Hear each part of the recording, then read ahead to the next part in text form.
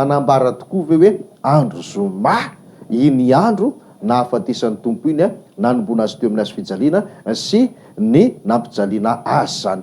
De eto aloha zany atao anatin'ny andro anankiray daholo zany nitranga le hoe notsarainy izy de nombona izy de maty izy de nalevina izy tao anatin'ny andro anankiray ireo. De efa fantatsika tamin'ny fandarana farany zany hoe andro zoma io na andro alohan'ny sabata. Vakitsika ary ity tenin'Andriamanitra ity anamafisana an'izany sy entina indray anomboana ny fampianarantsika androany. Ao amin'ny Marka 5:10 andininy 2:7 no vakitsika. Marka 5:10 de ny andininy 2:7 ihany zany ny soramandry moa de manambara hoe ny nandevenana any Jesosy, zany hoe fa maty izy eo de ho alevina amin'izay izy. Vakina ary ny andininy 2:7 ary no ny hariva satria andro fiomanana ny andro dia ny andro alohan'ny sabata. Voafaritra mazava be satria andro fiomanana. Inona moa natao hoe andro fiomanana? Ny andro alohan'ny sabata. Zany hoe vita zany le andro fiomanana de sabata vetrany. Tsisy andro hafa anelanelan'ireo, tsisy fotoana hafa anelanelan'ireo, fa raha vao tapitra ny andro fiomanana de andro sabata. Ka tamin'io andro fiomanana io mihitsy no nandevenana any Jesosy. Io andro fiomanana io ary ohatra ka raisinareo io teny vakitsika io de jerenareo ny baiboly katolika. Raha manana baiboly katolika ianao de azonao jerena hoe inona ny dikan'io andro fiomanana io, de soratany mihitsy zany azavainy tsara eo ambany eo hoe zoma fiomanana ny andro ampitsin'io satria andro lehibe zany sabata zany. Zany hoe marihana tsara zany hoe andro zoma io. Ka zay zany tiako resahana aminao hoe ato anaty baiboly de misy zavatra mazava be tahaka an'izany, fa aza hitadiavana boky hafa indray entina anoherana ao an'io teny io. Fa zay le teneniko hoe efa tonga de tsorina kitsirano zany hoe filazantsara hafa ane zany. Ny baiboly de efa milaza eto fa andro fiomanana alohan'ny sabata. De io sabata io andro fafito ho hitantsika ny fanaporofonana zany mantsy. Fa raisy tsara zany hoe nandevenana an Jesosy efa maty izy zany de alevina eto de andro fiomanana. Ary efa hariva le izy de io andro fiomanana io de araky ty voalaza ty de hoe andro alohan'ny sabata zany. De manamafy an'iny sady idirantsika amin'ny fanamafisana zay teny zay hoe tsisy andro hafa tokoa taorianan'io fa de sabata. De vakitsika ny Lioka 3:20. Lioka 3:20 de andininy 4:20 mbola manambara an'io teny io ihany zany. Lioka 3:20 andininy 4:20 eo amin'ny soramandry eo ambonin'ny 15 eo zao de misy hoe ny nandevenana an Jesosy. Vakitsika ary ny andininy 4:20 eno tsara ane ny teny amin'ny anaran'i Jesosy manao hoe ary andro fiomanana izany andro izany ka efa antombotra ny sabata. De tsy reo anankiroa ihany fa maro ao anatin'ny baiboly no manambara hoe io andro namononan Jesosy io sy ny nandevenana azy rehefa avy eo dia andro fiomanana ary tsorona ohatran'izao hatrany hoe efa antombotra ny sabata. Zany hoe tsisy fotoana hafa anelanelan'io, tsisy andro hafa anelanelany fa andro fiomanana de tao arinan'iny sabata. De ity sabata andro fafito ity. Fa misy koa mantsy mitondra filazantsara hafa, zany hoe mitondra bokindray zany na fanaporofona mandainga tsorona de tsorona marina entina anakonana amin'ny masontsika tsy ahita nyty andiny tsoratra masina sy ireto voasoratra ao anaty baiboly reto milaza fa andro fiomanana ny nahafatesany ary sabata andro fafito no tao arinan'izay. De ny filazantsara hafa zany no entina ilazana hoe io tsy sabata andro fafito fa sabata paske, sabata zao tsorona hoe filazantsara hafa. Satria tsisy sabata paska zany eo anatin'ny baiboly, fa baiboly hafa koa, filazantsara hafa koa no misy an'izany. Fa ny tena baiboly tena marina tsy amboamboarina de io. Ary atao vakitsika amin'izay asesisesy hoe inona marina ny zavatra ahafahantsika manamarina fa sabata andro fafito io. Toy izantsika le andininy teo eo amin'ny andininy 4:20 5:20 4:20 vakitsika ny teny ary andro fiomanana zay andro izany andro zany ka efa antombotra ny sabata. Ary ny vehivavy zay nomba azy avy tany Galily de nanaraka teny teo arina ka nahita ny fasana sy izay fampandrininy faty. Ary niverina ireo ka namboatra zava-manitra sy menaka manitra ary tamin'ny sabata dia nitsahatra ihany izy araka ny lalàna. zany hoe le tapany farany io zany a somary mitaingina kely eo ambonin'le andiny voalohany amin'ny toko fa 420 fa tonga de nivakiko le izy le hoe ary tamin'ny sabata dia nitsahatra ihany izy araka ny lalàna. Hitanao tsara le andro fiomanana nalevon Jesosy de nisy an'ireo vehivavy reo zany nanaraka teny ambony teny a de nitsikoloviny tsara le izy hoe aiza nandevenana azy io fahitany hatraminy hoe toerana nametrahana ny faty de niazakazaka izy ireo nieritreritra hoe anamboatra zava-manitra anosorana ny fatin'io Jesosy Kristy io kanjo tonga ny sabata de voalaza am'izay zany hoe tamin'ny sabata dia nitsahatra ihany izy araka ny lalàna. Misy andro anankiroa zany hitantsika eto, voalohany fiomanana, faharoa sabata. De rehefa sabata moa ny andro zany de tsy afaka manao ninina de voalaza io hoe nitsahatra izy araka ny lalàna. Reo zany le andro voalohany sy faharoa de io le nitenen'i Jesosy le andro voalohany zany le hoe ho ampijaliana izy, ho tevatevaina izy, de nefa rany nombona teo amin'ny hazo fijaliana de maty, de io naleviny io andro voalohany. De ny andro faharoa zany ity voasoratra ity a nitsahatra iandro zareo a araka ny lalàna, ny andro sabata zany io. De vakitsika am'izay ny toko 420 andininy voalohany. Hitanao tonga de tsisy zavatra mifandingana mifanesy tsara hoe andro fiomanana zoma zany de andro sabata nitsahatra ary zareo araka ny lalàna. Vakitsika indray ny andininy voalohany amin'ny toko 420 mba anamarinana zany rehetra izany. Fa noho ny maraina koa tamin'ny andro voalohany amin'ny herinandro de nakany amin'ny fasana izy ka nitondra ny zava-manitra izay efa namboariny. Le vehivavy reo zany. Hitantsika zany hoe misesy tsara le izy teo a andro fiomanana de namboatra zava-manitra aloha le vehivavy zany nandevenana Jesosy io.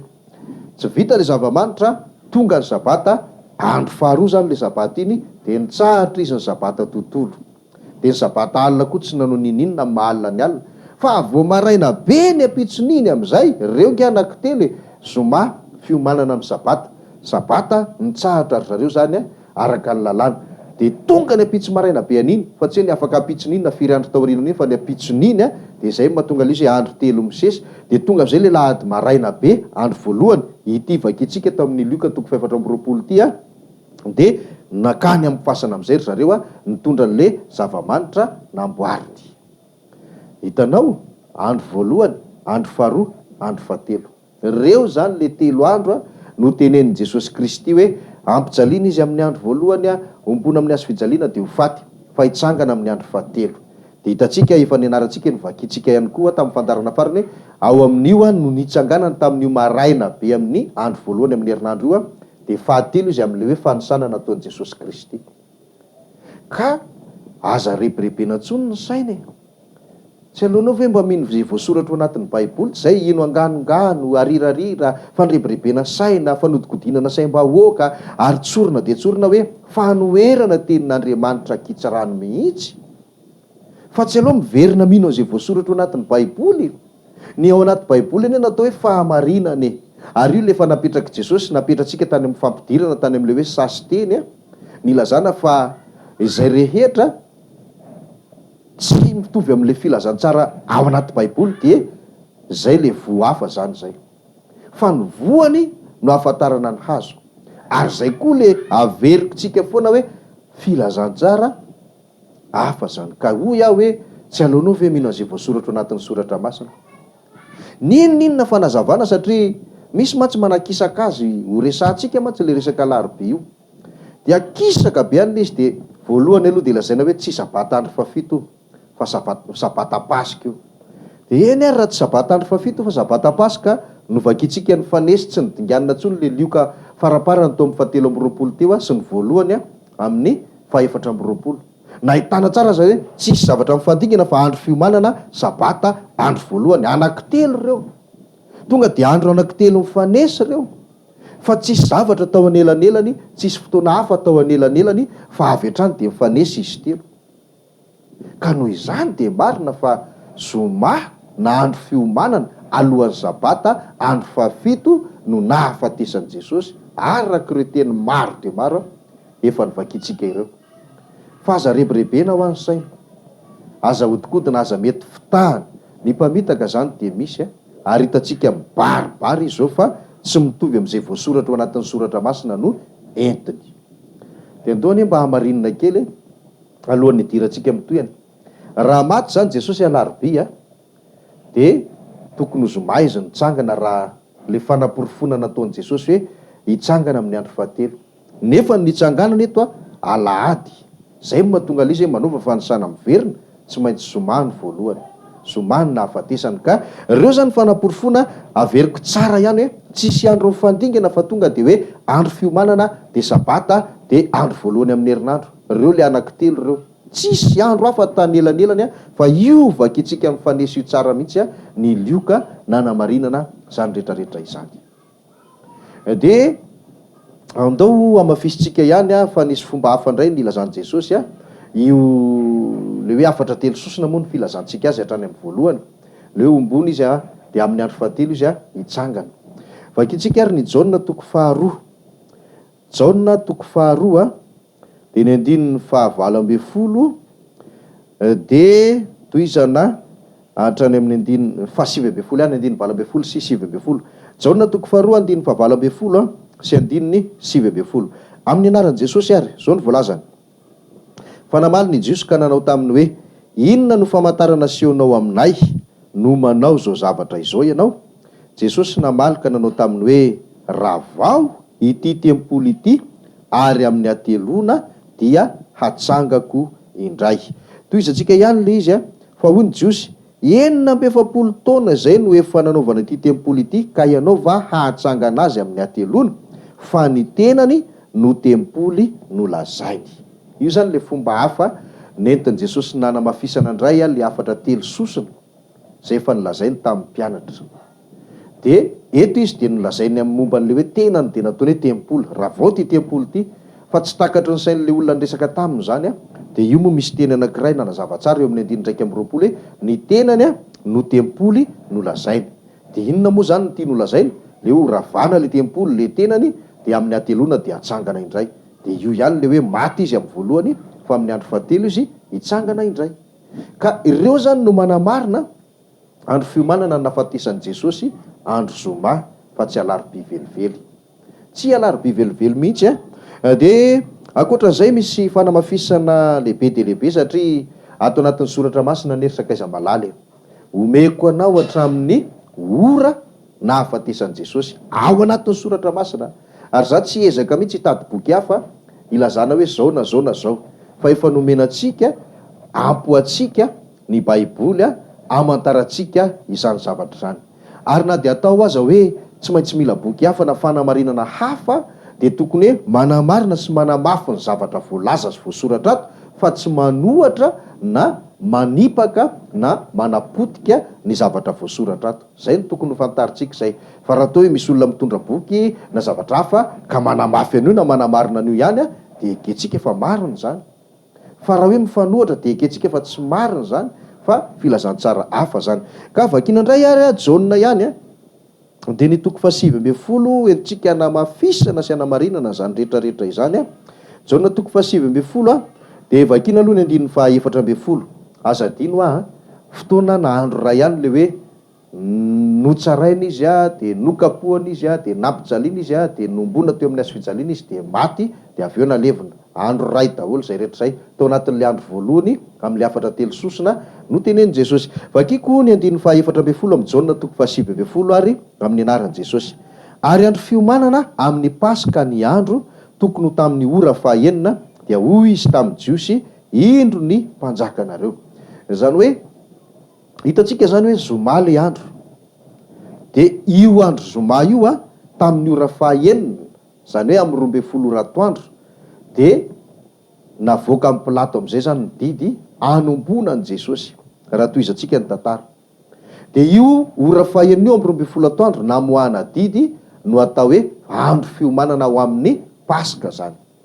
Fa le ariva efa akaiky ho fatin'ny masoandro andro fiomanana amin'ny sabata. Ny Paska mantsy afaka adiny roa adiny telo aorinan'io de hovonoina le Paska de amin'io amin'ny 12 atoandro io zany no manina le izy, zay mahatonga le izy hoe andro fiomanana ao amin'ny Paska. Fa raha vao vita le Paska, zany hoe voavono le Paska de tapitra le fiomanana amin'ny Paska fa tsisy tsony. fa miditra indray le fiomanana amin'ny sabata raha voariva ny andro. Ka io zany sady fiomanana paska no fiomanana sabata fa miavaka tsara le izy le amin'ny 12 atoandro no fiomanana amin'ny paska, fa le arivariva iny amin'izay le nandevenana an' Jesosy efa tsy fiomanana paska ntsony fa fiomanana amin'ny sabata amin'izay zany. Samy hafa tsara le andro ray fa le ora samy hafa. De le ora voalohany amin'ny 12 atoandro fiomanana ho amin'ny paska, fa le amin'ny arivariva nandevenana an' Jesosy fiomanana amin'ny sabata zany. Io mantsy no indraindray eritreretin'ny olona hitanareo fa paska io afa-tsy sabata zany.